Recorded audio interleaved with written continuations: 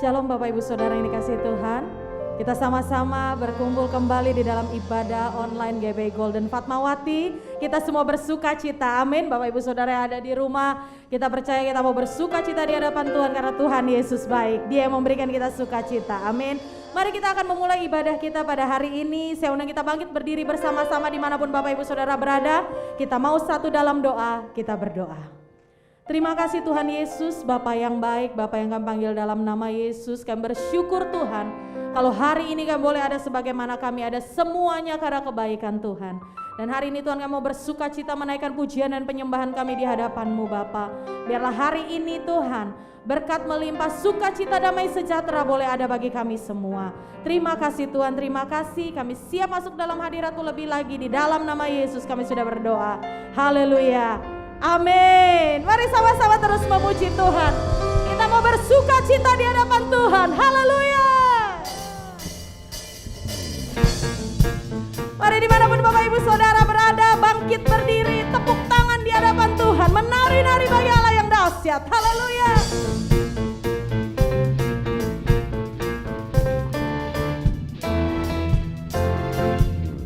Dalam buku temukan sukacita, dunia takkan sanggup untuk berikan. Segala bebanku pun digantikan selama ku ada di dalam-Mu. Kaulah sukacita, pengharapan dan kehidupan. Kau beri kekuatan, haleluya, bersukacita selamanya. Haleluya. Mari sama-sama katakan, Kau ada mendampingi setiap langkahku. Berikan kekuatan dengan Roh-Mu. Janji-Mu yang telah menuliskan, Ku punya rancangan yang indah. Kaulah sukacita, pengharapan dan kehidupan. Kau beri kekuatan, haleluya, haleluya. Kaulah sukacita, pengharapan dan kehidupan.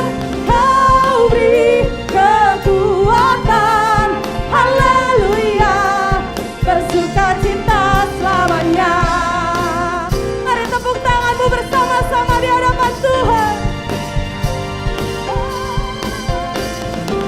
Oh, oh, oh, oh. Oh, oh, oh, oh. Haleluya. Oh, oh, oh, oh. Oh, oh, oh, oh. Kaulah sukacita, pengharapan dan kehidupan. Kau beri kekuatan, haleluya, haleluya. Kaulah sukacita, pengharapan dan kehidupan. Kau beri kekuatan, haleluya, bersukacita, haleluya, bersukacita, haleluya, bersukacita selamanya. Haleluya. Mari tepuk tangan buat Tuhan Yesus yang dahsyat. Haleluya. Haleluya, haleluya, haleluya. Mari sama-sama kita akan mendengarkan Voice of Pentecost. Tuhan Yesus memberkati.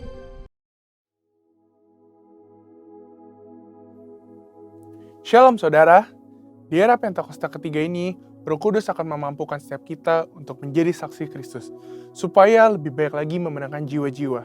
Gembala kita, Pak Niko, terus menggaungkan bahwa dengan kuasa Roh Kudus dari Pentakosta ketiga ini, amanat agung akan selesai.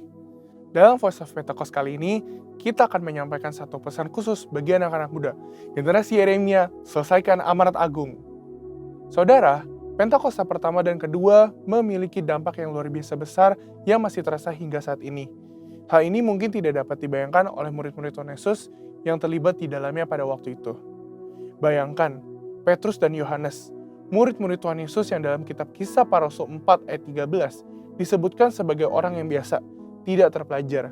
Namun saat Roh Kudus pada Pentakosta pertama memenuhi murid-murid Tuhan, Petrus bangkit, berkhotbah sehingga 3.000 jiwa percaya kepada Tuhan Yesus dan dibaptis.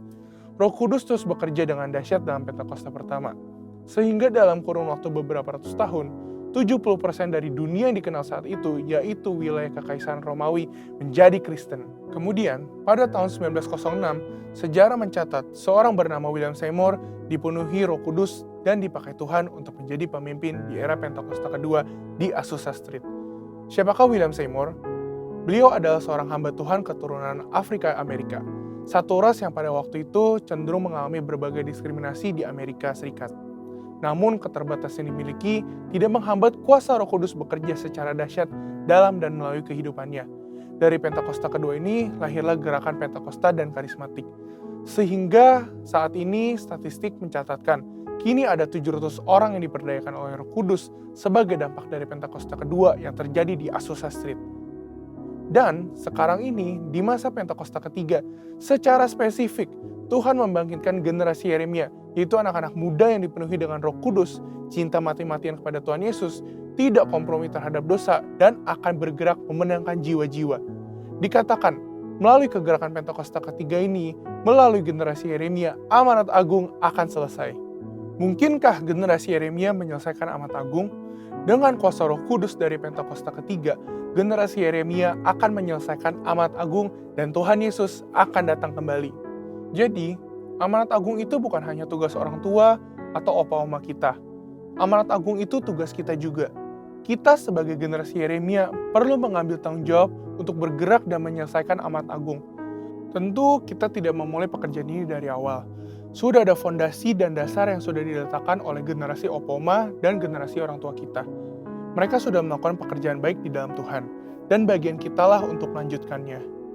Dalam prakteknya, apa aja yang harus dilakukan oleh kita sebagai generasi Yeremia? Pertama, menginjil di sekolah-sekolah dan kampus-kampus. Sekolah dan kampus adalah tempat di mana anak-anak lebih banyak menghabiskan waktunya dibandingkan bersama keluarga dan gereja. Kita dapat mulai dengan mendoakan teman-teman kita yang belum percaya pada Tuhan Yesus di sekolah atau di kampus kita. Sehingga teman-teman kita dapat merasakan terlebih dahulu kasih Kristus lewat hidup kita. Setelah pendekatan ini dilakukan, barulah kita memulai memberitakan tentang Tuhan Yesus sebagai Raja dan Juru Selamat manusia. Kedua, menjadi role model lewat berbagai platform digital. Selain sekolah, generasi muda juga banyak menghabiskan waktunya di berbagai platform digital. Konten-konten yang kita upload setiap harinya dapat menjadi sarana untuk memberitakan Tuhan Yesus. Role model hidup benar, hidup kudus, dan takut akan Tuhan. Dengan memiliki personal branding yang baik, kita akan diterima oleh banyak orang. Kita juga dapat membuka ruang curhat dalam platform digital, sehingga banyak orang bisa memiliki tempat untuk menceritakan permasalahan mereka. Ketiga, memberitakan Yesus lewat talenta. Yang terakhir dan tidak kalah penting adalah tentang talenta yang kita miliki. Kita percaya bahwa baptisan Roh Kudus akan memaksimalkan hidup kita seorang dalam berbagai aspek kehidupannya. Oleh karena itu, kita akan mengerti bahwa setelah menerima pencurahan Roh Kudus, kita dapat memaksimalkan seluruh talenta dan potensi yang kita miliki. Talenta dan potensi yang kita maksimalkan ini akan menjadi kesaksian bagi banyak orang. Orang-orang dapat diberkati oleh kepandaian kita bermain musik, bernyanyi, bermain bulu tangkis, bahkan dengan mengerjakan soal matematika. Hal ini yang akan menjadi pintu besar bagi tersiarnya Injil. Roh Kudus yang telah memampukan kita untuk mengembangkan berbagai talenta dan potensi yang kita miliki, sehingga bisa menjadi berkat bagi banyak orang. Sebagai generasi Yeremia, kita bertanggung jawab untuk terus mengobarkan api penginjilan yang sudah dimulai oleh generasi orang tua dan opa-oma kita. Kiranya dengan kuasa Roh Kudus dari Pentakosta ketiga, kita akan menyelesaikan amanat agung dan Tuhan Yesus akan datang kembali. Untuk penjelasan lebih lengkap dari tim teologi kami, silakan buka link yang ada di atas atau scan QR Code yang tersedia. Tuhan Yesus memberkati.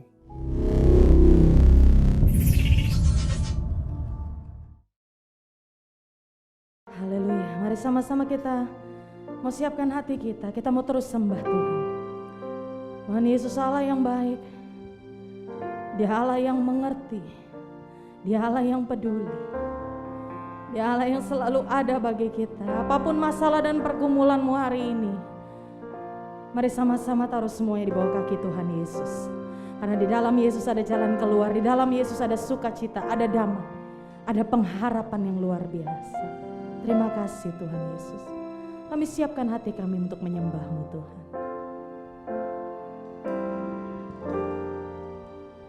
Hanya dekat Allahku, rasa tenang hatiku, Kau sertai jalanku sepanjang hidupku.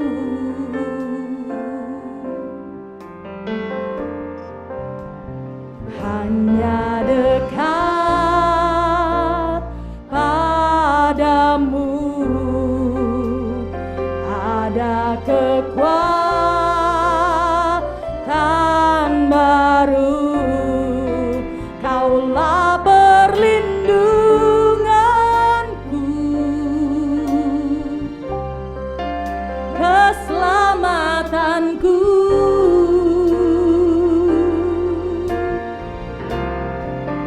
Ku ingin selalu bersekutu denganmu, menikmati hadiratmu.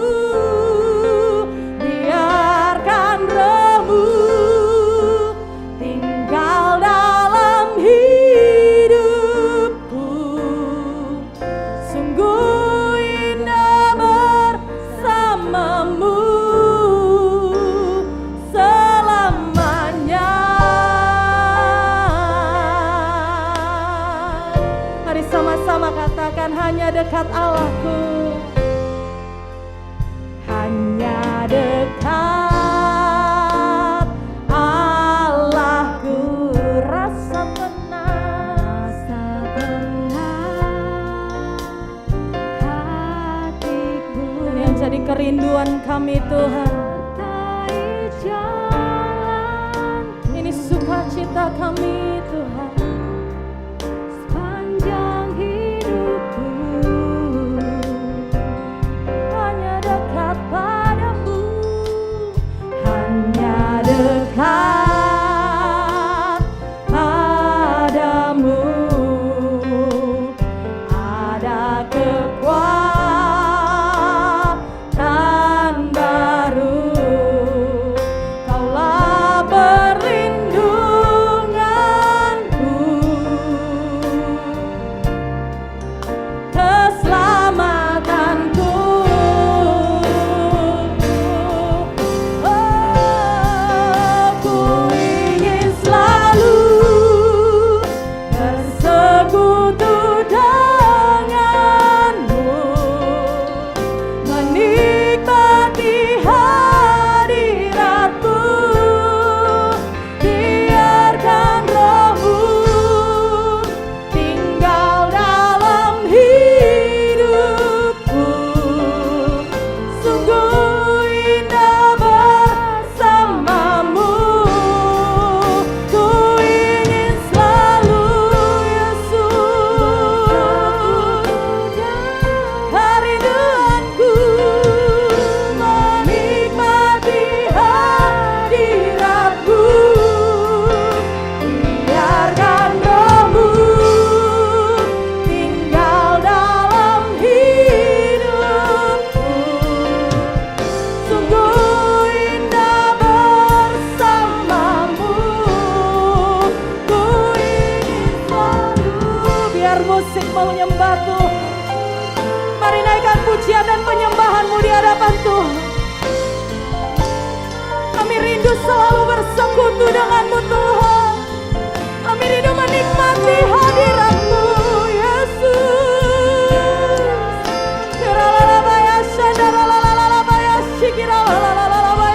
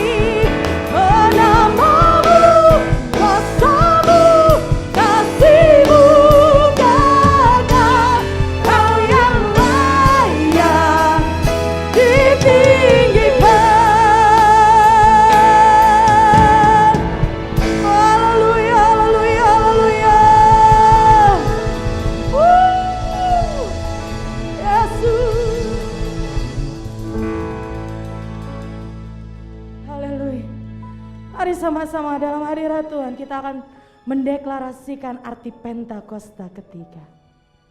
Pentakosta ketiga. 1.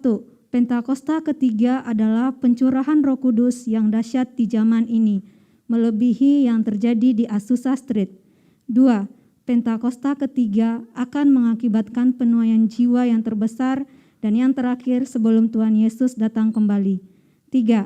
Pentakosta ketiga akan membangkitkan generasi Yeremia, yaitu anak-anak muda yang dipenuhi Roh Kudus, cinta mati-matian kepada Tuhan Yesus, tidak kompromi terhadap dosa, dan akan bergerak untuk memenangkan jiwa. 4. Pentakosta ketiga lahir di Indonesia dan bergerak ke bangsa-bangsa. Gerakan ini dari timur ke barat dan akan kembali ke Yerusalem. 5. Pentakosta ketiga akan memberikan kuasa untuk menyelesaikan amanat agung, dan setelah itu Tuhan Yesus datang kembali. Syukur kalau kami kembali datang beribadah kepada Tuhan secara istimewa di pagi hari ini. Beri hati kami hati yang selalu merindukan Tuhan, hati yang menyukakan hati Tuhan. Terima kasih Tuhan, Kau tahu kebutuhan kami satu persatu. Tuhan jamah setiap kami. Kalau ada hati yang bimbang, Tuhan teguhkan kembali. Kalau hati yang keras, Tuhan lembutkan.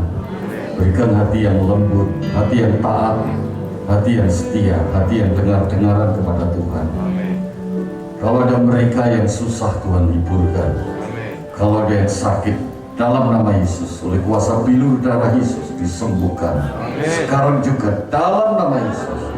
Terima kasih Tuhan. Roh Kudus yang menolong kami, Roh Kudus yang menguasai seluruh keberadaan kami, dimulai dari hati kami sampai pada pikiran kami, supaya pada saat ibadah ini kami dapat menangkap keinginan dan kehendak Tuhan, dan kami menghidupinya, dan kami berjalan bersama-sama Tuhan. Kami selalu ingat bahwa kuk yang Kau pasang tidaklah berat tapi ringan. Berjalan bersama Tuhan ringan. Dalam segala penderitaan, kesulitan, kami menanggungnya, dan Tuhan yang menanggung terlebih besar daripada kami. Terima kasih Tuhan Yesus. Kami mau duduk diam mendengarkan firman Tuhan, urapi dan berkati kami sekalian. Kau pakai hamba-Mu untuk menyampaikan isi hati-Mu, dalam nama Yesus kami berdoa. Haleluya, amin. Silakan duduk. Shalom saudara, selamat pagi. Tuhan memberkati. Jujur saja saya mau bersaksi, meskipun saya dengan Pak Hengki ketemu tatap muka baru sekarang, dengan Pak Jeffrey juga baru sekarang, dan saya berada bersaudara juga baru sekarang. Betul saudara? Saudara ada yang pernah lihat wajah saya? Oh ada. Tapi jujur saya merasa ini di rumah saya sendiri, merasa di tempat ibadah saya sendiri, nggak tahu kenapa. Jadi merasa saja. Jadi saya nggak tahu saudara merasa apa melihat saya di tempat ini, gitu kan. Tapi itu yang perlu saya ungkapkan, saya tidak merasa asing. Biasanya kalau di tempat baru kan merasa asing. Saya sama sekali nggak merasa asing di tempat ini. Puji Tuhan, dan saya harap saudara tentunya juga bisa menerima saya. Amin saudara. Mari saudara kita perhatikan firman Tuhan. Firman Tuhan yang saya sampaikan ini sebetulnya kalau saya renungkan kembali, tadi saya duduk nyambung dengan firman Tuhan yang dulu pernah saya sampaikan melalui online ya, tapi entah saudara ingat entah tidak, tapi nggak masalah lah ya. Dari firman Tuhan hari ini kita akan merenungkan satu hal tentang karya Allah di dalam hidup kita yang telah menganugerahkan iman kita kepada Tuhan Yesus Kristus. Dan Alkitab mencatat atau Alkitab memberitahukan kepada kita melalui Rasul Paulus bahwa kekayaan dalam kemuliaan Kristus itu melampaui segala-galanya. Amin. Dan sebab itu firman Tuhan mengarahkan kepada kita, menuntut kita untuk kita dapat menghargai Kristus di atas segalanya. Menghargai Kristus di atas segalanya. Menghargai Kristus di atas segalanya. Kita tahu bahwa mari kita menghargai Kristus di atas segalanya. Kita tahu bahwa menghargai Kristus itu tiap orang berbeda-beda. Sama dengan kita menghargai sesuatu objek.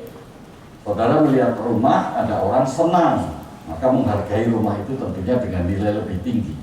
Tapi saudara jangan lupa, kapan orang itu memberi nilai lebih tinggi kepada sesuatu terhadap saudara?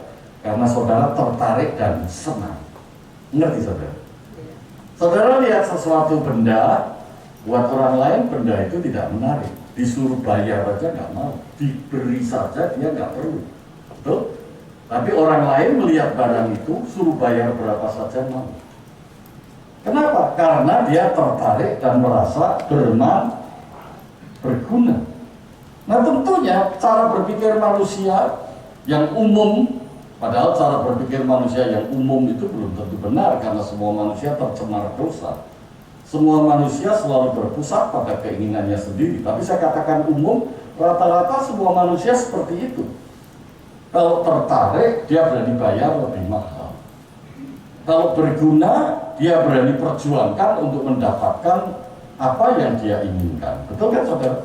Itu kan yang membuat berbeda-beda. Nah, pandangan umum ini juga rupanya terjadi tentang hubungan kita dengan Tuhan Yesus. Seperti apa? Nah, makanya renungan kita hari ini atau firman Tuhan yang disampaikan kepada kita melalui Rasul Paulus di dalam 2 Korintus 4 ayat 7 sampai 12 tentang apakah kita menghargai Kristus di atas segalanya. Paulus bersaksi yang merupakan kebenaran firman Tuhan, bagi Paulus Kristus itu di atas segala-galanya. Sebab itu kita bisa membaca dari Alkitab seperti apa hidupnya Paulus, karena di dalam hatinya yang paling berharga adalah Tuhan Yesus Kristus. Itu yang kemudian mengubah cara pikirnya. Karena kita tahu sebelum Paulus bertemu dengan Yesus, Paulus tidak mempunyai pandangan seperti itu. Hidup Paulus juga tidak mempunyai pandangan seperti itu.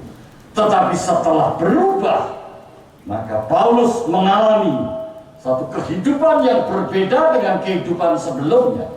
Karena dia tahu sendiri, mengalami sendiri, bahwa kekayaan kemuliaan Kristus itu di atas segala-galanya.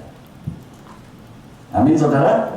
Mari kita baca satu persatu, mulai dari 2 Korintus 4 ayat 7 sampai 8. Ini terlebih dahulu sampai 9. 2 Korintus 4 ayat 7, 8, 9. Tetapi harta ini kami punyai dalam bejana tanah liat, supaya nyata bahwa kekuatan yang melimpah-limpah itu berasal dari Allah, bukan dari diri kami. Dalam segala hal kami ditindas, namun tidak terjepit. Kami habis akal, namun tidak putus asa. Kami dianiaya, namun tidak ditinggalkan sendirian. Kami dihempaskan, namun tidak binasa. Nah, ayat 8 dan 9 ini adalah hasil. Hasil dari apa? Hasil dari pengertian, pemahaman, pengalaman baru bahwa Paulus memiliki harta yang luar biasa. Tapi Paulus sadar, harta itu digambarkan atau ditulis oleh Paulus seperti sesuatu yang sangat berharga, tapi tidak disimpan di bank, tidak disimpan di safe deposit box, tidak disimpan di rumah museum yang dikunci rapat-rapat, supaya harta itu tidak tercuri, supaya harta itu tidak terusik, tetapi harta itu ditaruh di tempat yang sederhana, yaitu tanah liat. Tanah liat itu tidak ada nilainya. Kita menganggap barang yang cepat pecah itu gelas, betul kan? Segala sesuatu yang dari gelas itu cepat pecah, cepat tergores, gampang tergores. Senggol jatuh, biar pecah, betul kan? Tanah liat itu lebih rapuh dari tanah dari gelas, lebih rapuh. Nah, Paulus menggambarkan hidupnya itu rapuh, lemah. Tetapi di dalamnya, sekarang dia tahu setelah dia mempercayai Yesus, setelah dia mengalami pertobatan dan dia percaya pada Tuhan Yesus, bahwa di dalam hidupnya ini ada harta yang tidak ternilai. Pemahaman ini membawa hidup dia pada satu pengalaman yang nyata. Jadi ayat yang ke-7 itu kan apa yang dia tahu dalam hubungannya dengan Tuhan Yesus. Atau dengan kata lain, apa yang dia percayai dari Tuhan Yesus. Anda itu percaya apa terhadap Tuhan Yesus? Apa yang Anda percayai? Ini Paulus menulis, yang saya percayai seperti itu. Apa yang Allah telah kerjakan bagi dia. Betul, saudara? Terus membawa hasil dalam hidup dia dalam menghadapi persoalan, dalam menghadapi orang-orang lain. Apakah itu di keluarga, apakah itu di pelayanan, apakah itu di pekerjaan, apakah itu di masyarakat. Intinya dalam kehidupan sehari-hari. Khususnya tentunya pada waktu Paulus kemudian memberitakan Injil, yang tentunya mendapatkan perlawanan, pertentangan yang sangat luar biasa pada zamannya. Paham sekarang saudara? Ya? Tapi apa yang dialami? Dalam segala hal kami ditindas. Jadi ternyata hidup menjadi orang Kristen, hidup menjadi pemberita Injil, hidup menjadi pelayan Tuhan, justru mendapat perlawanan yang luar biasa dari dunia. Artinya Paulus menunjukkan kalau sudah ikut Kristus, jangan gentar menghadapi dunia. Amen. Jangan larut di dalam apa yang dunia nyatakan. Jangan kembali ikut dunia. Kenapa Paulus mengatakan begitu? Umumnya kalau orang ditindas, nyerah. Kalau orang menderita, nyerah. Karena setiap orang dalam naturnya berdosa selalu ingin mengamankan dirinya sendiri, ingin mencari keuntungan bagi dirinya sendiri, ingin mencari rasa aman bagi dirinya sendiri. Betul, betul, betul. Tapi ternyata Paulus di dalam Kristus, dia merasakan sekali setelah ada Kristus di dalam dia ditindas. Dulu dia menindas pengikut Yesus, dia yang menindas. Sekarang dia ditindas, tapi dia katakan, namun tidak terjepit. Beri tepuk tangan buat Tuhan. Tidak terjepit. Paulus mengatakan tidak terjepit, tidak putus asa. Selalu ada jalan, ada pertolongan Tuhan. Tuhan kota benteng kami, Tuhan gunung batu kami. Apakah Paulus narkoba sehingga merasa begitu? Biasanya orang narkoba supaya nggak ingat apa-apa kan begitu kan? Happy sama kodek begitu kan? Saya kira Paulus nggak narkoba. Apakah Paulus seperti film Korea frustrasi sedikit terus minum? Paulus nggak begitu. Orang narkoba, orang minum, orang party, orang pesta pora, itu kan orang-orang yang kehabisan akal menghadapi persoalan. Terus melarikan diri, mencari suasana yang berbeda. Dia pikir persoalannya sudah selesai. Ya, sementara di dalam diskotik persoalannya selesai. Sementara di dalam bar persoalannya selesai. Tetapi persoalan tidak selesai sampai di situ. Keluar dari situ persoalan adalah. Makanya lama-lama tempat pesta makin ramai, saudara. Menunjukkan orang punya persoalan itu makin banyak. Saya dengar kalau saudara kembali ke daerah Canggu sekarang dari sore sampai tengah, malam sampai pagi, ramainya bukan main.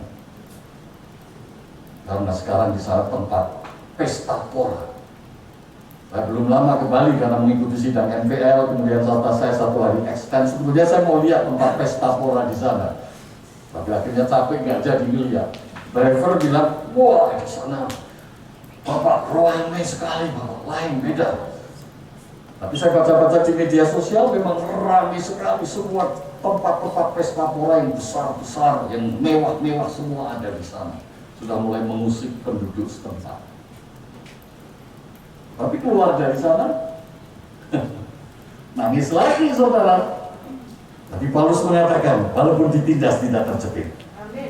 Walaupun habis akal, tapi tidak putus asa. Habis akal itu berarti tidak bisa mikir apa-apa lagi. Kesini salah, kesana salah, ke depan salah, mundur juga salah, diem saja juga salah. Tapi tidak putus asa, berarti di dalam hati mengalir yang namanya apa? Air kehidupan. Amin, saudara. Kami dianiaya. Sakit, Paulus nggak nulis sakit, tapi saya percaya dia sakit. Dan itu dia tidak nulis walaupun dianiaya tidak sakit, kan nggak ada. Walaupun dianiaya, aku tidak sendirian. Ada yang menemani. Kami dihempaskan, pasti sakit, tapi nggak ditulis toh. Aku tidak sakit, nggak ditulis. Berarti sakit. Walaupun sakit, tidak binasa. Beri tepuk tangan buat Tuhan. Itulah yang dirasakan Paulus, pertolongan Tuhan itu nyata. Seringkali kita sebagai orang Kristen berpikir kalau Tuhan nolong, kita nggak perlu merasakan apa-apa. Semua berubah. Magic. Saudara mulai kena aliran mistik kalau begitu. Kristen si Kristen, tapi pikirannya tetap mistik. Tidak mempercayai Yesus yang nyata, jelas. Apa yang sudah dikerjakan Yesus seperti yang dikehendaki oleh Bapanya di surga. Amin, saudara. Mulai terbuka sedikit, saudara, apa yang disampaikan oleh Rasul Paulus di dalam hal ini. Nah, hal inilah sebetulnya kunci. Buat saya katakan, inilah kunci perubahan pandangan, perubahan pengalaman, membawa perubahan kehidupan. Apa yang Anda percayai itu membawa perubahan apa yang Anda lakukan. Amin. Jadi buat saya terlalu apa namanya? Terlalu kurang percaya kalau orang bisa sudah percaya tapi di rumah keluarganya berantakan. Saya terlalu kurang percaya. Dia betul percaya tidak sih sebetulnya? Rajin ke gereja tapi suami istri nggak pernah bisa rukun. Saya nggak yakin dia betulnya ngalami Yesus. Dia cuma senang ke gereja tapi nggak ngalami Yesus. Senang ke gereja nggak merubah apa-apa buat saudara. Tapi saudara percaya Yesus, mencintai Yesus, pasti hidupmu akan berubah. Life change. Perubahan itu hanya didapat melalui perjumpaan saudara dengan Yesus. Pribadi lepas pribadi. Coba kalau saudara bandingkan, saudara buka. Tidak ada di slide saya, di Kisah Rasul pasal 17 ayat 11. Kisah Rasul pasal 17 ayat 11.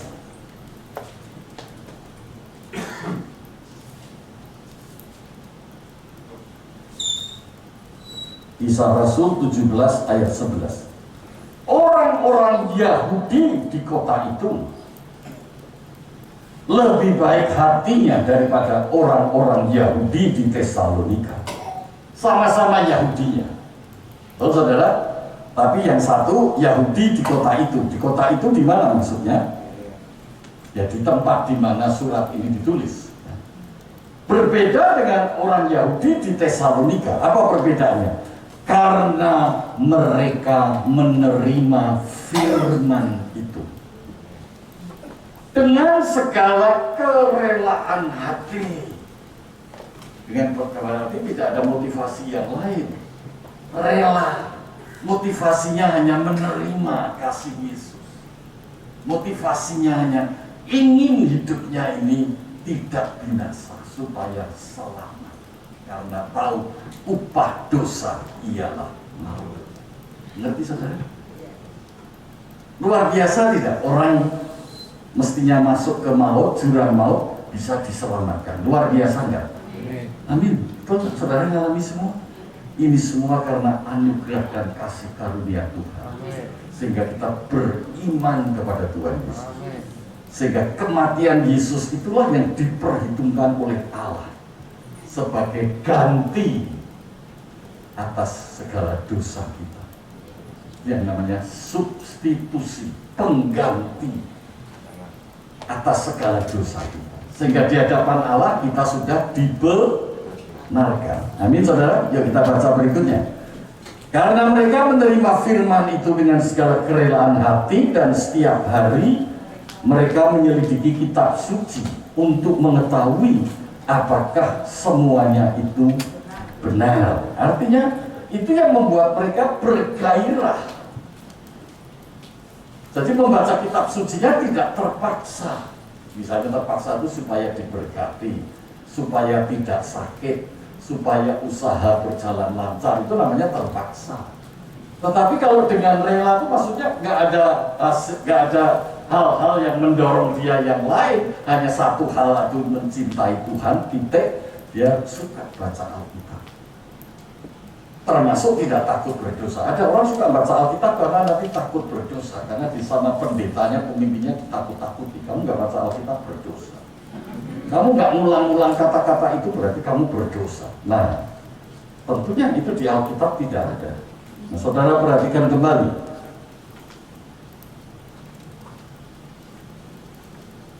Jadi, di sini menunjukkan kepada kita sebetulnya yang sudah kita alami dari Tuhan Yesus itu apa? Apa jawab saudara? Kasih. Ya. Oke ya. Terus apa artinya kasih Yesus dalam hidup saudara? Dan apa artinya waktu saudara mengasihi Yesus? Coba renungkan. Jangan jawab. Renungkan saja, dicatat. Dijadikan homework nanti di rumah. Jawab sendiri atau di-sharingkan dengan suami, dengan istri, dengan orang tua, dengan anak. Iya ya, tadi itu Pak Pendeta khotbah nyuruh saya untuk men-sharingkan apa artinya saya mengasihi Yesus. Kalau saya sudah mengalami Yesus di dalam kasih. Dan jika Anda tidak mencintai, tidak mengasihi, apakah hidup saya bisa berbeda? Apakah hidup saya bisa tampil beda? Apakah hidup saya bisa tampil berubah dibandingkan sebelumnya? Coba direnungkan.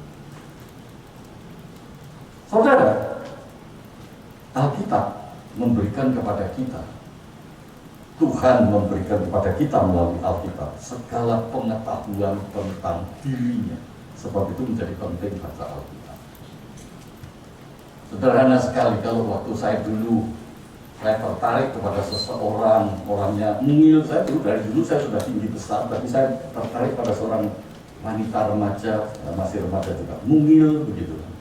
Mungil. Nah sekarang jadi istri saya sudah tidak mungil, mongol sekarang.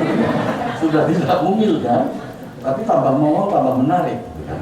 Istri saya tanya, sekarang kami umurnya saya 73, istri saya 72. Dia tanya, kamu dulu waktu masih muda sama saya, sama sekarang sudah tua, kamu lebih senang mana? Saya jujur senang sekarang. Aneh kan ya? Senang sekarang, bukan dulu, tapi senang sekarang. Senang sekarang. Makin tua, makin merasakan cintanya Tuhan makin berlebih. Damai sejahtera makin bertambah. Sukacita makin berlimpah. Jadi tidak takut menatap kematian. Tidak takut menengok kembali apa yang sudah dikerjakan. Tidak ada yang membuat kecewa, tidak ada yang membuat ketakutan berlebihan. Selalu punya pengharapan karena iman kepada Tuhan Yesus. Amin saudara.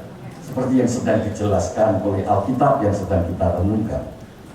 Kalau saudara kembali membaca di bagian artikel kitab lain di dalam 1 Petrus pasal 1 ayat yang ke-8, sekalipun kamu belum pernah melihat dia, namun kamu mencintainya, kamu mengasihinya, dan kamu percaya kepadanya, sekalipun kamu sekarang tidak melihatnya, kamu bergembira karena sukacita yang mulia yang tidak terkatakan. Coba. Ini pengalaman Petrus. Kalau tadi pengalaman Paulus, sekarang pengalaman Petrus, salah satu muridnya yang direkrut langsung oleh Tuhan Yesus. Kalau Paulus tidak direkrut langsung, dia ketemu Tuhan Yesus di tengah jalan, betul kan? Melalui penglihatan, kemudian dia bertobat, kemudian dia berubah karena mengalami yang namanya cinta Tuhan. Dan cinta itu digambarkan sebagai kekayaan, kemuliaan yang tak tertanding. Kalau Petrus mengatakan, meskipun nggak lihat, tapi ada cinta, nah hidupmu akan menjadi lain. Karena hasratmu, artinya yang di dalam hati itu hasrat. Hasrat yang muncul dari hati jadi berbeda. Yakobus mengatakan persoalan yang timbul itu karena apa yang muncul dari hatinya. Jadi kalau hati kita itu penuh dengan hasrat sebagai respon cintanya Tuhan, mungkin kita nggak mengalami berbagai-bagai pencobaan lagi. Mungkin, tetapi kita sadar kita masih di dunia dan kita manusia yang naturnya berdosa, mungkin sesekali masih ada pencobaan-pencobaan yang ditimbulkan oleh hasrat keinginan kita sendiri. Ngerti sekarang saudara? Jadi sebetulnya yang bikin susah itu karena keinginanmu berbeda dengan keinginan Tuhan, bukan hal yang lain. Karena keinginanmu tidak merespon kasihnya Tuhan. Kalau keinginanmu merespon kasihnya Tuhan, seperti yang baru kita baca dan kita dengar dari Alkitab, maka kita akan tetap setia dan taat dan menghargai Tuhan Yesus di atas segala-galanya. Yang percaya katakan amin. Puji Tuhan. Saudara yang saya kasih di dalam Tuhan, mari kita lanjutkan.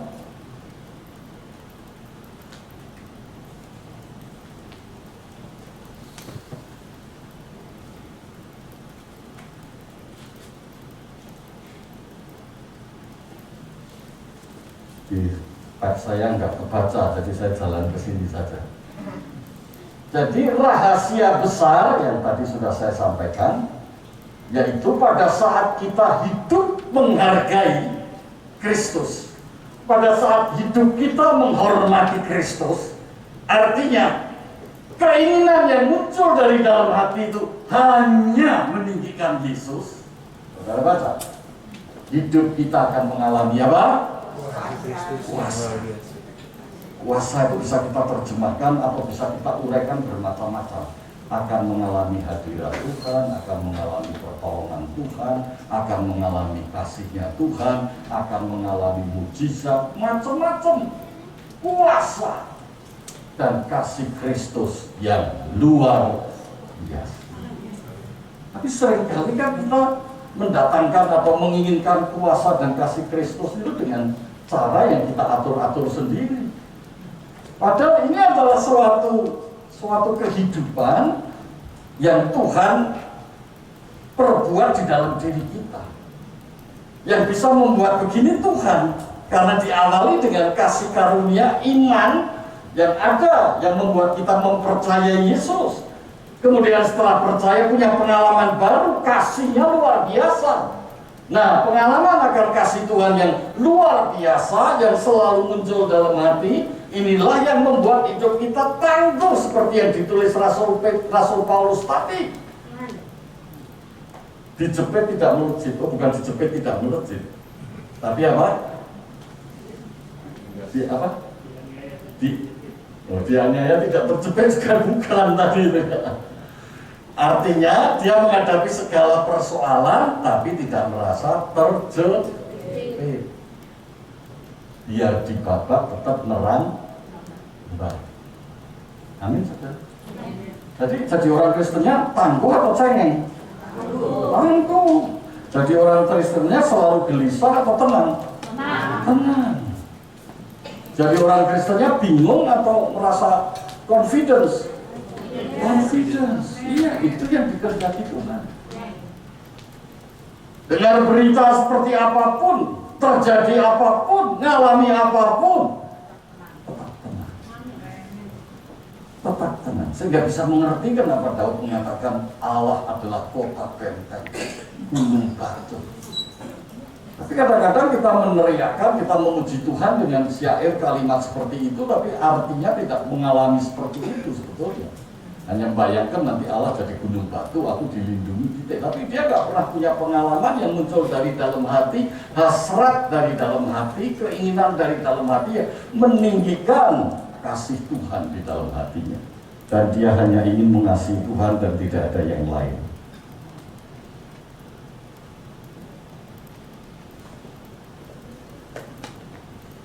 Jadi kalau kita melihat dari apa yang diungkapkan Rasul Paulus ini?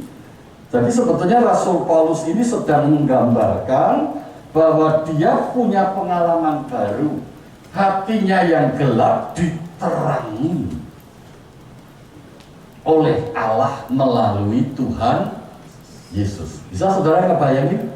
Karena Paulus itu dulunya kan mengejar-ngejar orang yang mengikuti Tuhan Yesus, bahkan menyiksa dan membunuh. Tapi sekarang bisa berubah.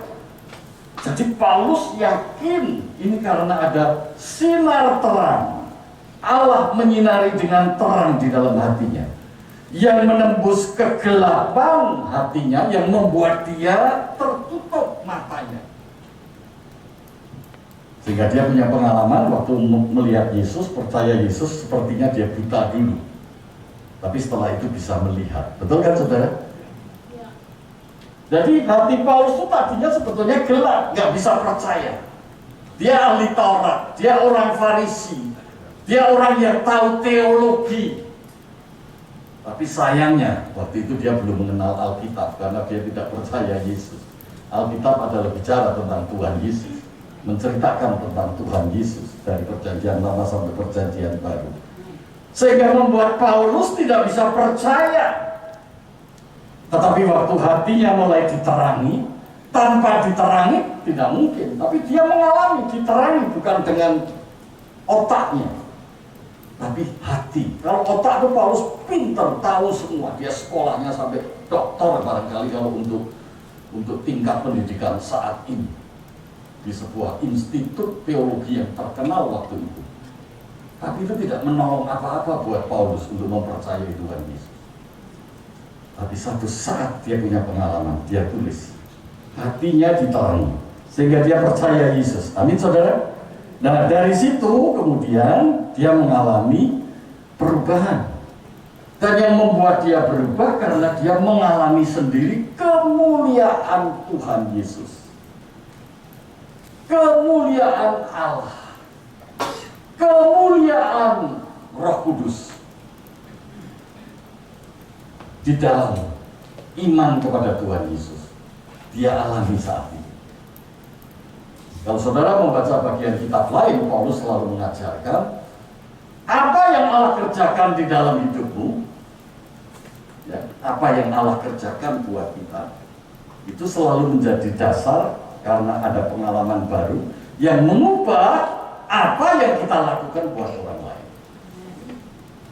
Jadi kalau saudara sudah punya pengalaman tentang apa yang Allah kerjakan di dalam hidup saudara, sudah mengubah hatimu, misalnya begitu kan, seharusnya begitu kan, tapi hidup saudara kepada orang lain nggak berubah, namanya saudara sedang dalam proses. Saya tidak mengatakan saudara nggak percaya, saya nggak berani, tapi saudara dalam proses. Proses ini yang namanya pengudusan. Saudara sedang dibentuk step by step. Jadi jangan beranjak kemana-mana, nanti kembali lagi ke situ, kan begitu kan? Balik lagi ke situ, balik lagi, proses. Jadi waktu diproses, saudara kemudian berpikir kembali seperti pikiran yang semula, pikiran-pikiran terdahulu. Ya pasti gelap lagi. Waktu gelap apa yang dicari? Jalan pintas, kesenangan, hal-hal yang mudah, itu yang kemudian disebut pragmatis, mau yang gampang. Saya mengamati, jujur saja saya mengamati, banyak orang gereja masih terperangkap dengan pemikiran seperti ini. Artinya itu pikiran-pikiran yang berasal dari dunia ini yang sudah jatuh dalam dosa. Persisnya di Alkitab selalu dikatakan iblislah yang menggodakan. Yang membuat kita mau jalan gampang itu pasti timbulnya dari iblis. Kalau saudara pengen gampang, itu berarti saudara tanpa sadar saudara itu ikut iblis. Jadi oleh karena itu kita harus tanamkan pada diri kita, kalau saya murid Kristus saya nggak kepingin barang gampang. Karena saya tahu sesulit apapun saya tidak sendirian, saya berjalan sama Tuhan Yesus. Amin saudara. Sebab orang tahu siapa dirinya bahwa dia pengikut Kristus, dia harus tahu siapa dirinya, ciri-ciri orang yang bukan pengikut Kristus. Kalau dia tidak tahu ciri orang yang bukan pengikut Kristus, dia seringkali nggak sadar kalau dia itu pengikut Kristus. Dwijo pengikut Kristus, saya selalu ingat apa yang tidak pengikut Kristus. Kalau yang tidak pengikut Kristus saya miliki, berarti saya sedang salah jalan. Saya sedang tipu orang. Saya mengatakan pengikut Kristus. Kalau saya pengikut Kristus, saya harus bisa menyingkirkan orang, ciri orang yang bukan pengikut Kristus harus saya singkirkan. Saya tidak lakukan seperti itu. Amin, saudara.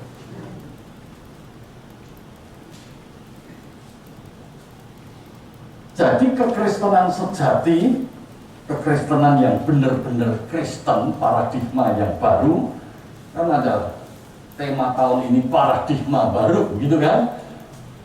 Ini membahas tentang kekristenan sejati itu memahami betapa luar biasa kekayaan kemuliaan Allah melalui iman kepada Kristus.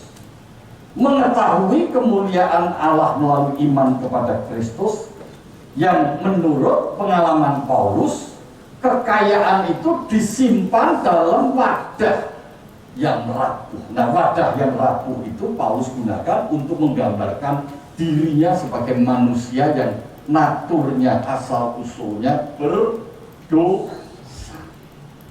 Rapuh, kita ini rapuh. Jangan merasa dirimu kuat, rapuh.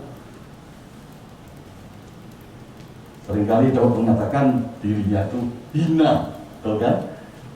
Tapi Tuhan Yesus mengatakan apa? Berbahagialah orang yang miskin.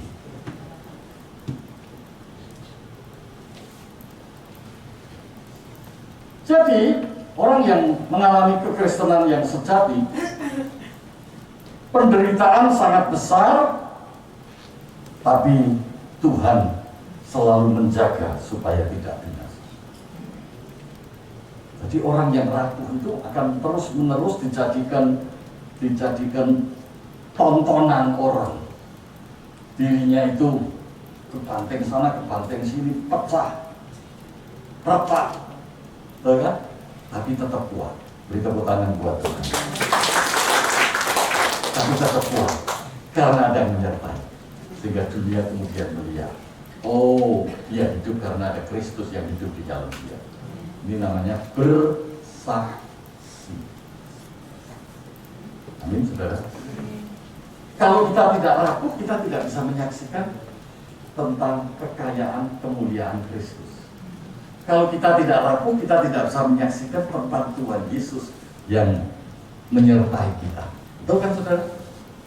Justru karena rapuh, orang tahu isinya di dalamnya itu ada apa. Emas, berlian, permata yang berharga. Itulah gambaran kekayaan kemuliaan Tuhan Yesus. Beri tepuk tangan buat Tuhan. Haleluya. Kemudian kita akan hidup dalam kekekalan bersamanya dalam kemuliaan yang jauh lebih besar dan lebih lama dari penderitaan yang relatif ringan dan sesaat dalam hidup ini. Jadi sebetulnya Paulus ingin menggambarkan hidup yang hanya tanda kutip sesaat di dunia ini terlalu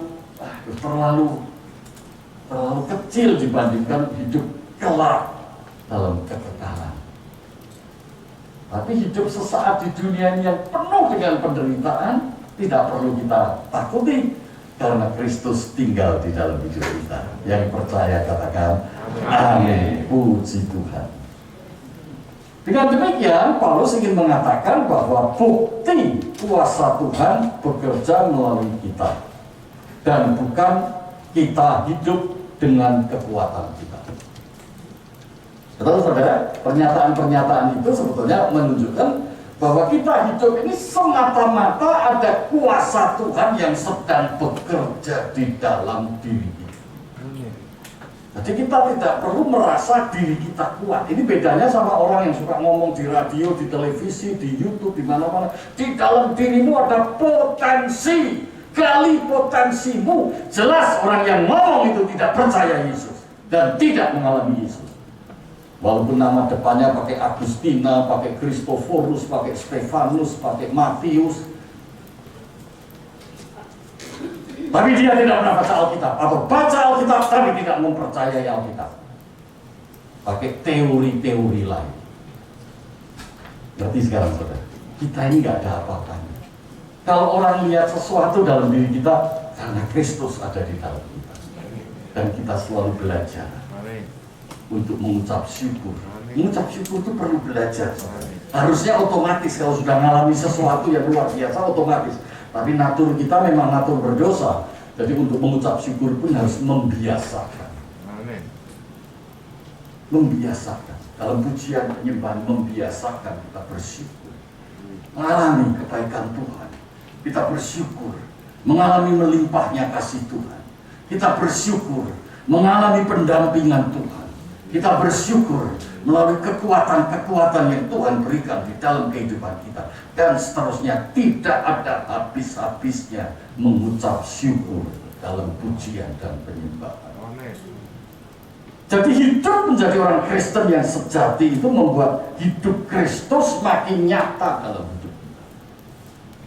Saya terus mikir-mikir, iya ya, kalau mengikuti Alkitab, kita ingin dipakai Tuhan untuk menyatakan hidup Kristus makin nyata, berarti penderitaan makin besar. Betul nggak? Kalau tanpa penderitaan nggak pernah nyata kan? Betul kan? Terus tetap jalan atau mundur? Halo? Yang tetap jalan angkat tangan. Beri tepuk tangan buat tuh. Tetap jalan ya? Iya, berarti kalau nggak menderita ya orang lain nggak bisa melihat. Ini kata Alkitab. Tapi iblis kan selalu membisik. Ngapain lu jadi orang Kristen kok begini terus? Dulu susah, sekarang tambah susah. Dulu susahnya karena dosa. Sekarang yang iblis mengatakan tambah susah, itu menurut iblis tambah susah. Susahnya karena mungkin belum ikut Yesus atau mengikut Yesus menderita untuk harus menyangkal diri. Jadi yang memang tambah susah. Hawa nafsunya nggak diikuti, malah suruh nyangkal diri, ya pasti tambah susah lah. Dulu pemabuk, sekarang nggak boleh mabuk, kan tambah susah. Pemabuk itu sebetulnya sudah susah, betul nggak? Kalau nggak susah dia nggak mabuk. Mabuk itu kan buat menutupi kesusahan dia. Pengobat, pemabuk, narkoba, penjudi, semuanya lah. Dia mau berhenti nggak bisa. Susah, suruh berhenti tambah susah. Gimana sih? Saya kalau konseling dengan orang, Bapak ini gimana? Hidup saya begini ini sudah susah. Tapi suruh Bapak suruh merubah, apa nggak tambah susah?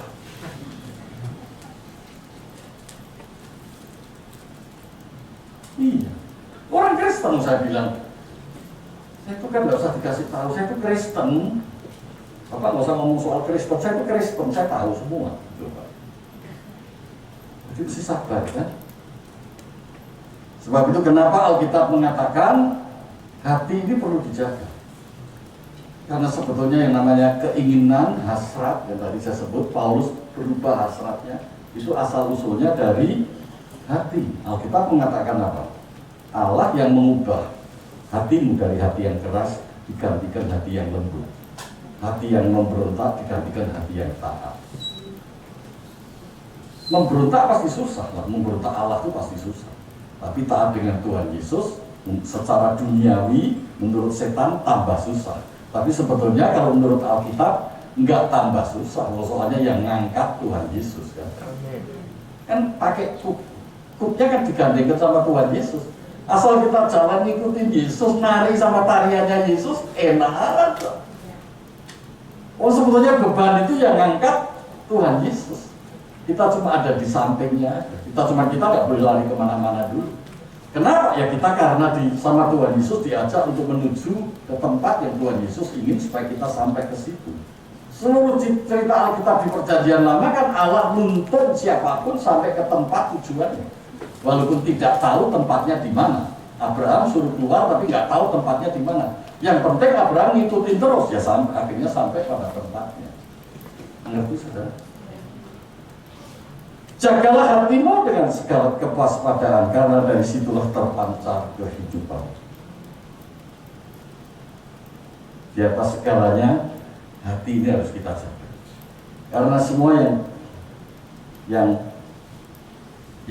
kita inginkan itu mengalirnya dari hati, sumbernya dari hati. Jadi kalau hatimu menginginkan banyak hal, oh pasti masalah juga pasti banyak. Tapi kalau keinginanmu hanya satu hal, masalahnya hanya satu, bagaimana kita menanggung penderitaan yaitu memikul salib yang Tuhan berikan buat kita. Hanya satu itu aja. Memang itu tetap dirasakan seperti penderitaan, tapi nggak banyak hal. Tetapi penderitaan itu ringan, kata Tuhan Yesus. Tuhan Yesus bilang ringan. Dan penderitaan itu nanti akan digantikan dengan satu kehidupan yang kekal, yang nilainya jauh lebih tinggi dari penderitaan yang sedang kita alami secara daging. Nah, dari hati tetap mensyukuri, mengalami kekayaan kemuliaan. Itu yang dialami Paulus. 2 Korintus pasal 4 ayat yang kedua. Jadi ayat sebelum dari ayat yang ke-5 sampai ke-6 ke-7 tadi, ayat yang di atasnya. Saya catat begini. Kami tidak berlaku licik dan tidak memalsukan firman Allah. Sebaliknya kami menyatakan kami tidak berlaku licik dan tidak memalsukan firman Allah. Sebaliknya kami menyatakan kebenaran, dan dengan demikian kami menyerahkan diri kami untuk dipertimbangkan oleh semua orang di hadapan Allah. Sebetulnya catatan ini ingin menunjukkan bahwa sebetulnya hati manusia seperti yang dialami Paulus juga, hati ini penuh kelicikan. Tapi karena Paulus sudah diterangi hatinya, dia nggak mau terperangkap dengan kelicikannya. Ngerti? Masih ada, mau licik ada, tapi dia nggak mau licik. Mau munafik ada, tapi dia nggak mau munafik. Makanya saya bilang, kalau ikut Yesus, benar saudara ikut Yesus, jangan belandang, mesti pikir dulu sejenak. Kalau bukan ikut Yesus itu keinginannya apa? Nah, beda sama saya nggak dengan yang saya ikut Yesus. Oh, ternyata yang nggak ikut Yesus keinginannya sama seperti saya. Oh, berarti saya keliru. Saya cuma ngaku-ngaku ikut Yesus, ngerti? Tapi kalau saudara nggak pernah ingat apa yang bukan pengikut Yesus, hanya saudara ngikut, saya ngikut Yesus terus, mungkin saudara sudah menganggap benar terus, padahal tidak benar. Di dalam kitab Yeremia pasal 17 dikatakan begini, betapa liciknya hati, lebih licik daripada segala sesuatu, hatinya sudah membatu, siapakah yang dapat mengetahuinya? Nah, ini manusia. Manusia itu bukan hanya sekedar licik, malah hatinya itu sudah amat sangat licik, sampai hatinya itu sudah keras sekali, digambarkan keras. Yang bisa merubah ini, kalau pengalaman Paulus, hanya Tuhan Yesus. Paulus menggambarkan seperti gelap disinari sinar terang, sinar kemuliaan yang disampaikan oleh Allah melalui Tuhan Yesus. Jadi harta itu tadi digambarkan seperti itu, saudara sudah bisa tangkap ya. Terus manusia tadi digambarkan tempat dari harta, yaitu bejana. Jadi manusia ini bejana, digambarkan seperti periuk, digambarkan seperti tanah liat yang rapuh, gampang hancur, dan seterusnya. Tapi Allah menempatkan dirinya ke dalam bejana itu, ke dalam hidup kita. Nah, sebetulnya fungsi dari bejana itu adalah untuk menampung, dirancang untuk diisi sesuatu. Kita ini bejana harus tahu bahwa kita ini hidup dirancang untuk diisi. Diisi apa? Diisi oleh kemuliaan Allah, diisi oleh kasih Allah, diisi oleh cintanya Allah. Kalau saudara perhatikan, Adam dan Hawa diciptakan lengkap, utuh, sempurna. Percaya tidak? Adam dan Hawa lengkap, utuh, sempurna. Itu pun bisa jatuh dalam dosa. Kenapa? Kenapa? Saudara pasti bilang karena setan. Bukan juga. Bukan juga. Kalau setan ngomong tapi dia nggak nanggep, itu nggak masalah. Ya kan? Orang di dalam Tuhan itu nggak bisa dikalahkan setan sebetulnya. Sebetulnya. Tapi kan karena dia setan ngomong, dia nggak fokus kepada Allah. Dia fokusnya pada omongan setan. Terus tambah didengar lagi, enak juga ya kalau diikuti. Itu kira-kira kan begitu. Enak juga kalau diikuti. Dia ikut. Udah, itu namanya dosa. Setelah itu ambiar. Kata Didi Kempot almarhum, ambiar setelahnya. Ambiar sudah. Rusak manusia. rusak manusia.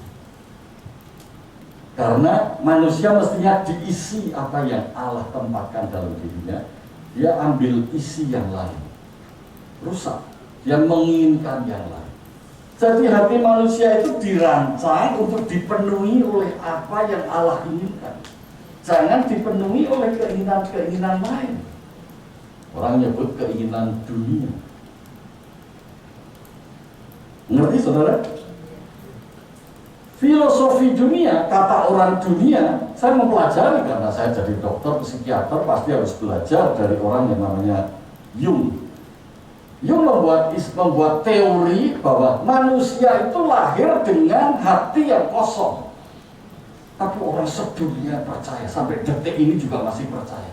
Bukunya masih dibeli, dipelajari, dan mengatakan, iya benar, oh benar.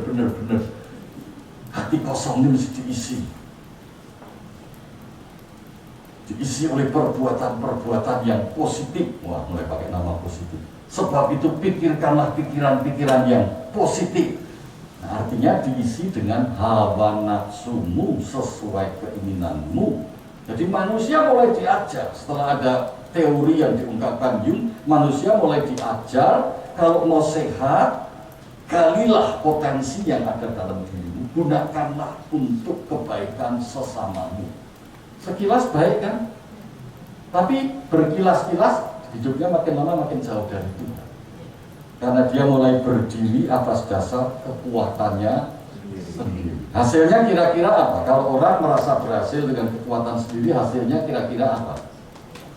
Sombong. Sombong itu produk siapa kalau menurut Alkitab? Setan. Nah, saya nggak berani ngomong Jung itu anak buahnya setan. Nanti saya dimarahin psikolog sedunia gitu ya. Semua psikolog belajarnya juga begini. Nanti saya mau mengatakan semuanya yang ngikutin ilmunya dia itu setan. Tapi sesungguhnya menurut Alkitab memang begitu.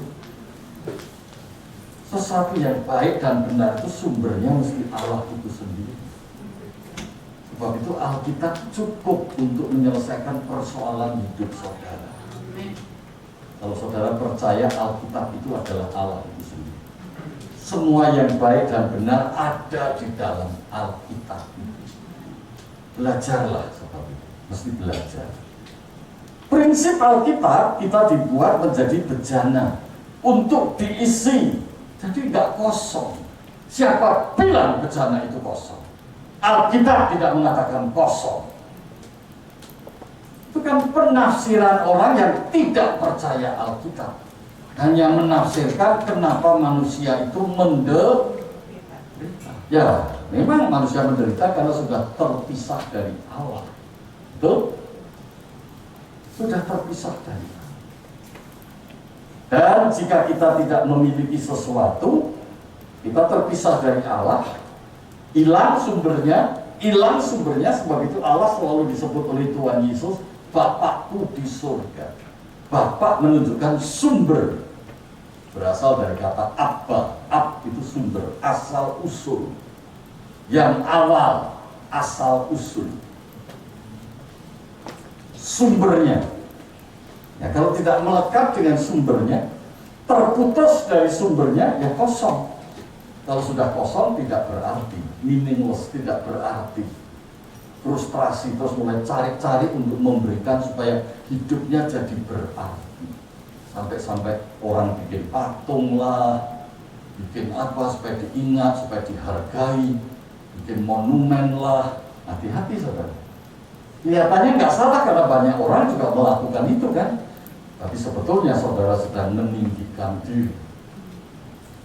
Jelas? Manusia hilang, sudah hilang, nggak usah diingat. Yang diingat siapa? Tuhan Yesus.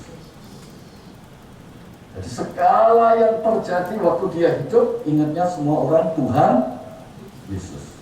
Dari debu kembali kepada debu. Kalau menurut tradisi itu kalau sudah mati, kalau bisa dibikin kuburannya itu lebih bagus dari rumahnya kan begitu zaman dulu. Ada kulkasnya, ada heaternya, ada macam-macam.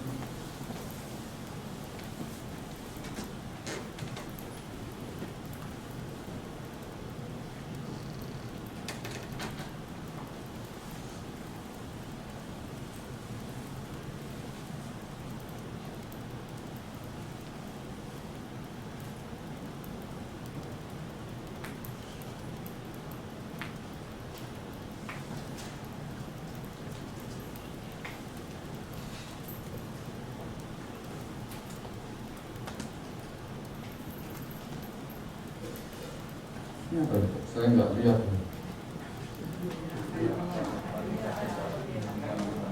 Oh, ini soalnya mata saya ini kalau menurut dokter kan harus dioperasi karena katarak. Cuman saya pikir ngapain dioperasi gitu kan? Jadi bandel ya saya ya. Saudara kenal sama Pak Paul Wijaya ya. Pak Wijaya itu nggak memanfaatkan waktu, melihatnya kabur terus. Dia soalnya tahu kalau saya matanya kabur begitu. Bejana dari tanah. Ya. Jadi artinya bejana dari tanah itu digambarkan oleh Alkitab. Kita itu tidak ada yang kita andalkan, rapuh. Memang manusia diciptakan oleh Allah awalnya dari debu dan tanah, rapuh. Tapi walaupun rapuh dibandingkan makhluk lain, kita sedikit di bawah Allah. Memang Allah menjadikan kita seperti rupa dan gambar, tapi bukan berarti diri kita itu hebat, dahsyat, luar biasa. Kenapa di gereja bolak-balik dahsyat, luar biasa, dahsyat, luar biasa? Saya itu tidak pernah tahu kenapa siapa yang ngajarin, asal usulnya dari mana. Coba diusut. Bila perlu libatkan penyidik dan penyelidik, disidik dan dilidik. Minta detektif swasta untuk mengulur-ulur siapa yang mengajarkan dahsyat dan luar biasa tepok-tepok begini. Padahal yang namanya menyembah itu tersungkur.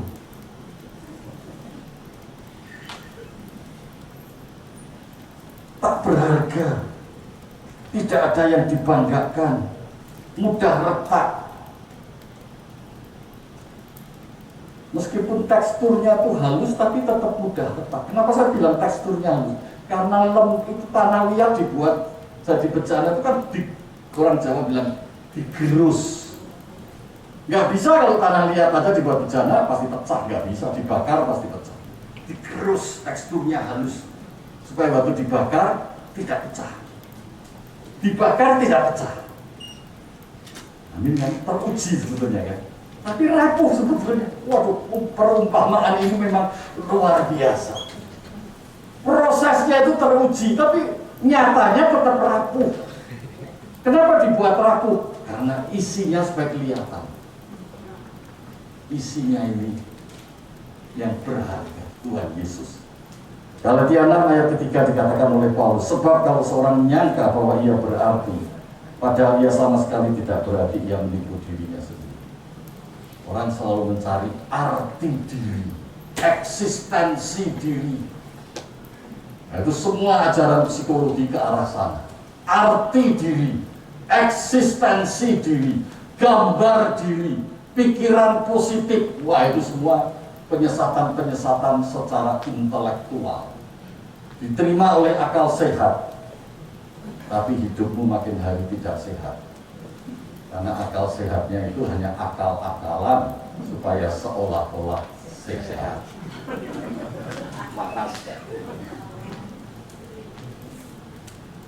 Jadi manusia itu diciptakan memang untuk diisi. Kalau mobil ya sekarang mesti antri untuk dapat pertalit. Karena mobil itu diciptakan ada tangki bensinnya mesti diisi. Kalau nggak mau antri ya nggak ada isinya, nggak bisa jalan, betul kan? Manusia itu juga diciptakan harus tetap terhubung untuk supaya terisi, terhubung dengan Allah. Tapi dosa telah memisahkan. Tetapi puji syukur, melalui iman kepada Tuhan Yesus kita terhubung kembali. Beri tepuk tangan buat Tuhan. Ini yang sebetulnya dijelaskan oleh Rasul Paulus dengan perumpamaan harta yang luar biasa dan bejana yang sangat rapuh itu. Jadi pada dasarnya manusia berdosa itu kosong, perlu diisi. Karena hartanya itu sudah hilang, kosong. Maka manusia berusaha untuk mengganti, untuk mengisi lagi. Tapi justru malah tambah rusak. Hanya nampak baik dari luar dan hanya menipu dari satu tipuan ke tipuan berikutnya. Yang tertipu pertama-tama dirinya sendiri. Kemudian orang lain ikut tertipu. Yang dipikir dia Dia tidak menipu Tuhan, padahal Tuhan pun tahu tertipu, tapi Tuhan tetap sayang sama dia. Sebab itu Allah menjadi manusia untuk menolong dia. Beri tepuk tangan buat Tuhan.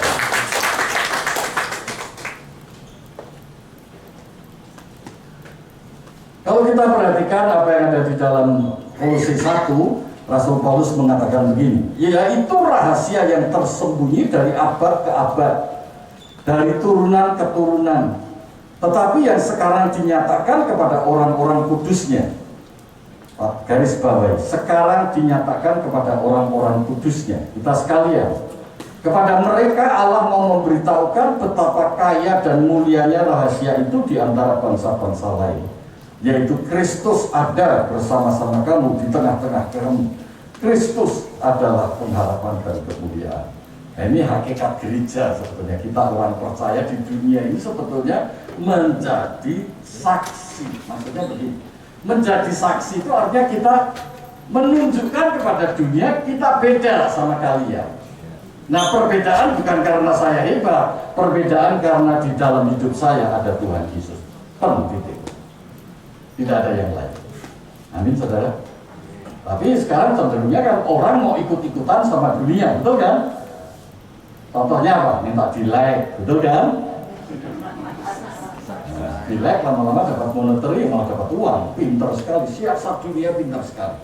Makin jauh dari Tuhan, makin dikasih bonus. Nah, saudara perhatikan. Kalau saudara berharap bonus dari dunia, pastikan itu adalah makin jauh dari Tuhan. Kalau saudara makin dekat sama Tuhan, tidak akan mendapat bonus dari dunia.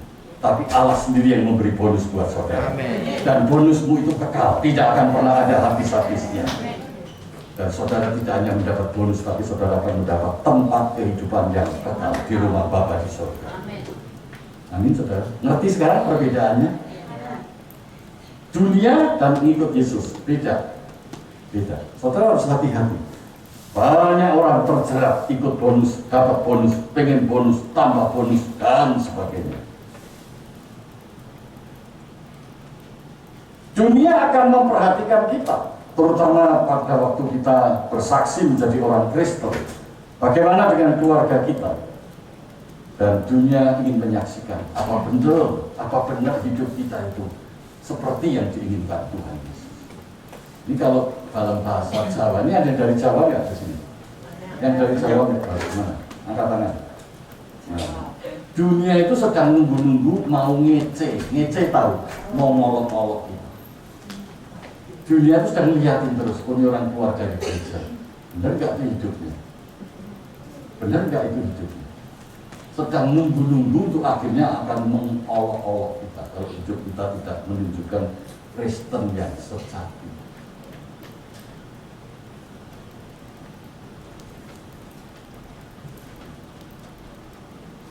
Jadi sebetulnya Paulus itu bersaksi kepada dunia bahwa kami telah dikelilingi dan ditindas oleh masalah, tapi kami tidak mengalami perubahan moral. Dunia berusaha moral kita mengikuti apa yang ada di dunia. Kalau kawin nggak cocok ya cerai. Tapi setelah cerai pengen kawin ya kawin lagi. Setelah nggak cocok ya cerai lagi dan seterusnya. Itu salah satu saja. Ya nggak mengerti. Kalau relasi pernikahan yang rusak itu akan mengakibatkan kerusakan moral pada keturunan dan keturunan. Ya nggak mengerti orang dunia. Ya nggak mikir soal keturunan nanti seperti apa. Yang dipikir hanya kepentingan dirinya sendiri.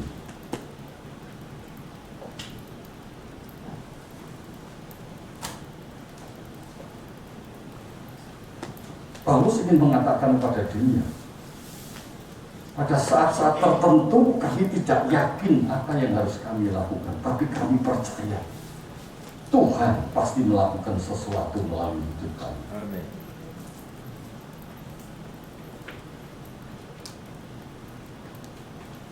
Banyak peristiwa dunia itu mengintimidasi iman kami, tetapi Tuhan memperkuat iman kami. Ini yang Paulus ingin katakan. Mengerti saudara? Sebab itu baca di dalam 2 Korintus 4 ayat 8 sampai 9, kalau saudara membaca, Dalam segala hal kami ditindas namun tidak terjepit. Kami habis akal namun tidak putus asa. Kami dianiaya namun tidak ditinggalkan sendirian. Kami dihempaskan namun tidak binasa. Saya akan akhiri dengan Mazmur 119. Mari kita baca sama-sama. 1, 2, 3. Itulah sebabnya aku mencintai perintah-perintah-Mu lebih daripada emas, bahkan daripada emas. Bisa ini jadikan komitmen kita hari ini. Kita renungkan sepanjang minggu ini. Kemudian kita mulai belajar meresponi. Amin, saudara. Mari yang sepakat kita berdiri bersama-sama. Terima kasih Tuhan, terimalah berkat kasih Allah berlimpah-limpah di anaknya Yesus Kristus dan persekutuan indah dengan Roh Kudus mulai hari ini sampai Yesus datang kedua kali menjemput kita di awan permai, bahkan sampai selama-lamanya. Yang percaya sama-sama ucapkan amin. Tuhan.